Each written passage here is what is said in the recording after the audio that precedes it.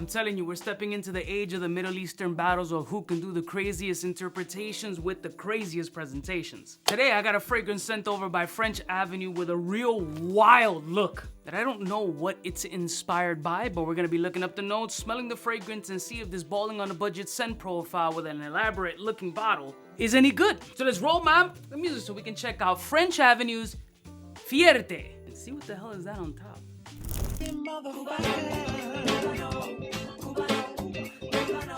We're all alone in the villa, the river, yeah, there's some friends from the south side. In case you cared, out of all your friends, I want to be Cuba.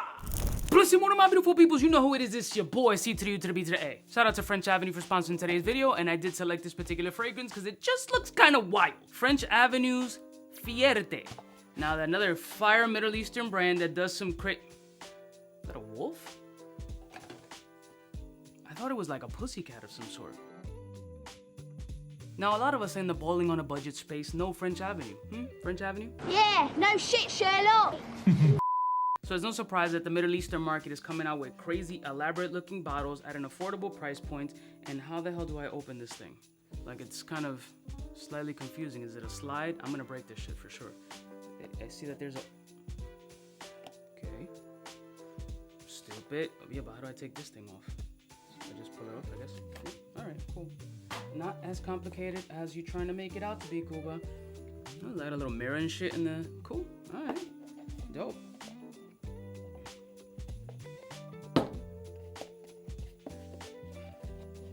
Come on, motherfucker. Fixed.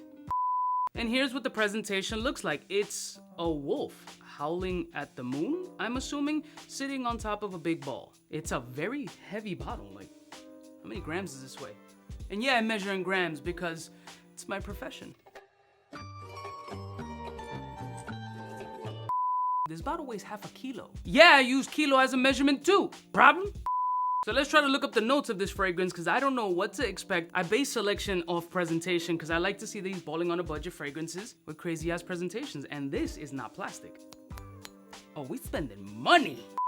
All right, so the notes of this fragrance, according to Fragrantica, it starts off with incense, tobacco, and saffron, followed by spices, elemi, and cedarwood. And at the base, we got vanilla, tonka, and benzoin. So according to Fragrantica, this might be in the space of baby cat. I don't know. They're not the most accurate when it comes to these interpretations as far as what the people say that it smells like. So I do own baby cat. I'll do a comparison. The notes sound absolutely spectacular, but how does the fucking fragrance smell?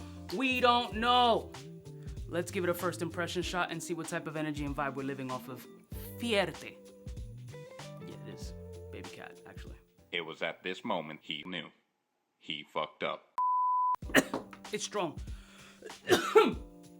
I'm fine. I swallowed all of it. I've never said this, but don't swallow. Pause, that sounded crazy. I gotta spit. Oh, that sounded crazy too, sorry.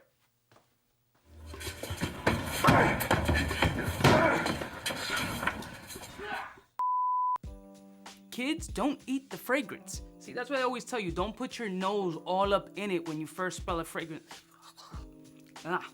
This is an incredible interpretation. This is a fucking problem. This is very smooth, beautiful vanilla, very handsome.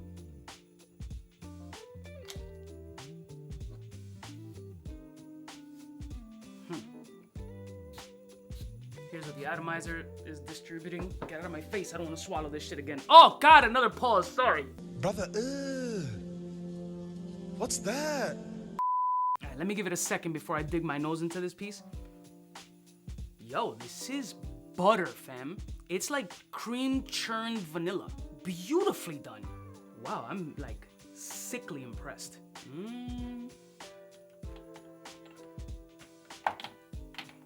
Hold on. Bro, this is... Hold on.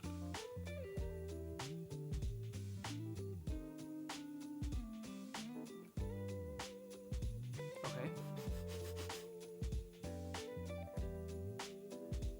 Yo, the smoothness of this fragrance, guy, minis. The smoothness of this shit is incredible. This one might be one of the best baby cat interpretations. Wow.